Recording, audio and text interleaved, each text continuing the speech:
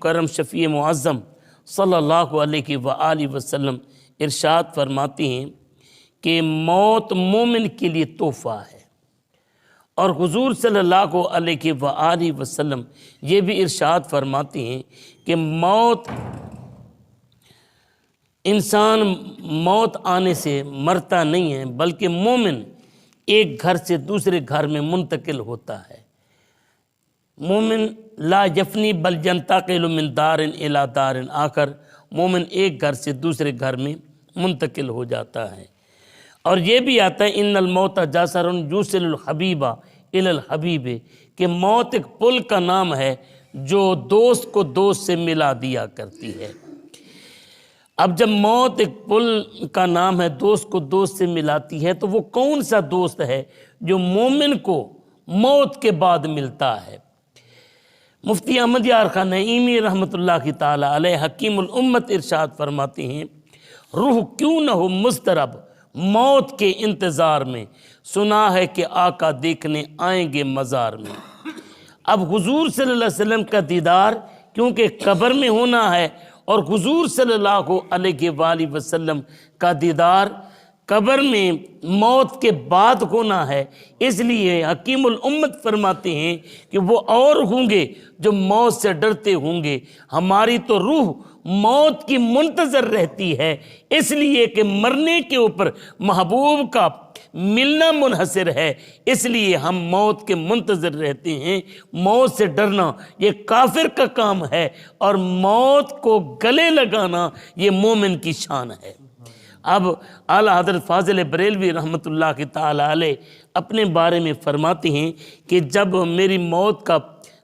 منظر آئے نا، میرے مرنے کے بعد میری قبر قد آدم کے برابر بنانا۔ حضور کیا بات ہے، قبر آپ کی قد آدم کے برابر کیوں بنائی جائے؟ فرماتے ہیں آپ نے سنا نہیں کہ نبی کریم صلی اللہ علیہ وسلم قبر میں آئیں گے؟ تو میں کھڑے ہو کر وہاں پر یہی کہوں گا، مصطفیٰ جان رحمت پہ لاکھوں سلام،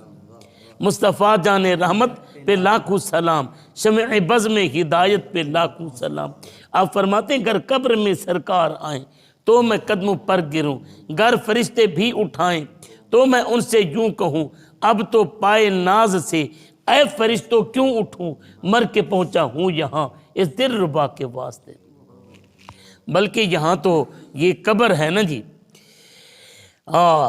ہم نے تو حشر میں بھی حضور صلی اللہ علیہ وسلم کے دیدار کے لیے جانا ہے۔ نصیر الدین نصیر فرماتے ہیں قبر کی نیند سے اٹھنا کوئی آسان نہ تھا، قبر کی نیند سے اٹھنا کوئی آسان نہ تھا، ہم تو محشر میں بھی انہیں دیکھنے آئے ہوئے ہیں۔ اور پھر موت، یہ مومن، ایک عام مومن کی موت الگ ہے، پھر فرید کی موت الگ ہے، اور پھر گنج بخش علی حجویری کی موت الگ ہے، اور جناب غوث اعظم کی موت الگ ہے، علی المرتضیٰ کی موت الگ ہے، اور عثمان غنی کی موت الگ ہے، فاروق اعظم کی موت الگ ہے، صدیق اکبر کی موت الگ ہے، کہ کس طرح صدیق اکبر رضی اللہ تعالی عنہ کی موت آتی ہے۔ آپ فرماتے ہیں کہ جب میرا انتقال ہو جائے، جب میری روح قفس عنصری سے پرواز کر جائے، تو میرے جسد خاکی کو اٹھانا اور میری جسد کو روضہ رسول پر حجرہ عائشہ کے سامنے، قبر نبی کے سامنے لے جا کر آقا کی بارگاہ میں عرض کرنا، حضور آپ کا خادم، آپ کا ابو بکر آ گیا ہے۔ جب جناب سیدنا صدیق اکبر رضی اللہ تعالی عنہ کا جسد خاکی حضور صلی اللہ علیہ وسلم کی دربار پرانوار میں لایا گیا اور عرض کیا گیا، یا رسول اللہ آپ کا ابو بکر حاضر ہے، تو میرے پاک نبی کے روضہ اطہر سے آواز آئی، اوصل الحبیبہ الی الحبیب، کہ دیر کیوں کر رہے ہو، یار کو یار سے ملا دو نا۔ اوصل الحبیبہ الی الحبیب، اسی لیے کسی مومن کے مرنے پر کیا کہا جاتا ہے کہ جناب فلاں صاحب وصال فرما گئے، وصال کسے کہتے ہیں؟ دوست کی دوست سے ملاقات کو کہتے ہیں۔ یار آج یہاں پر یہ بتائیں کہ جب صدیق اکبر کا جسد خاکی وہاں پہنچا ہوگا اور پھر آقا کی روضے سے آواز آئی ہوگی اوصل الحبیبہ الی الحبیب، کہ یار کو یار سے وصال کرا دو، تو اسی لیے کہتے ہیں کہ فلاں صاحب کا وصال ہو گیا، کہ ان کی دوست سے ملاقات ہو گئی،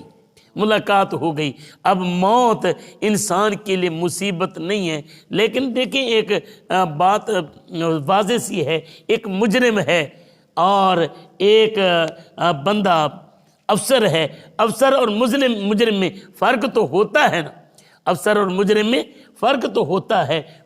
چور اور سعد میں فرق تو ہوتا ہے، نیک اور بد میں فرق تو ہوتا ہے، مومن اور کافر میں فرق تو ہوتا ہے، اعلیٰ اور ادنیٰ میں فرق ہوتا ہے۔ اسی طرح موت میں بھی فرق ہے، کسی کے لیے تحفہ ہے، کسی کے لیے مصیبت ہے۔ میرے پاک نبی صلی اللہ علیہ وآلہ وسلم جس وقت غزوہ بدر ہو گیا نا،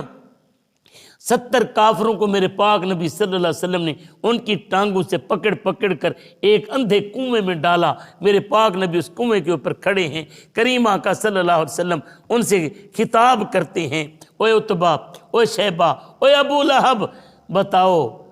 کیا رب کا وعدہ سچا ہوا کہ نہیں؟ خلاصہ حدیث پاک کا، مفہوم حدیث پاک کا، میرے نبی فرماتے ہیں میرے رب نے میرے ساتھ میری فتح کا، میری نصرت کا جو وعدہ کیا تھا، رب نے سچا کر دکھایا کہ 370 کو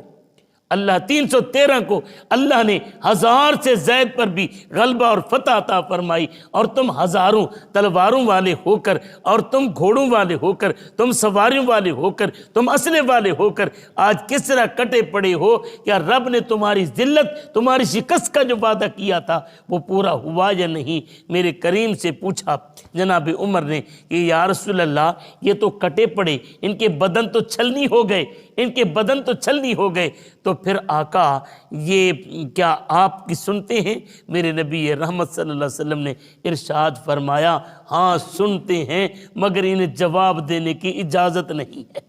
سنتے ہیں، اگر وہ سنتے ہیں تو یارو بتاؤ کیا مدینے کے تاجدار نہیں سنتے ہوں گے؟ ابو جہل سنے، عتبہ سنے، شیبہ سنے، اللہ کے دشمن سنے، یار انہیں جواب دینے کی اجازت نہیں، لیکن میرے آقا یہاں سے پکارو وہ سنتے بھی ہیں اور میرے آقا جواب بھی دیتے ہیں۔ دور و نزدیک کی سننے والے وہ کان، دور و نزدیک کی سننے والے وہ کان، کان لالے کرامت پہ لاکھوں سلام۔ اب فرق موت کے اندر ہے، جو مومن کی موت ہے وہ الگ ہے، وہ جو کافر کی موت ہے وہ الگ ہے۔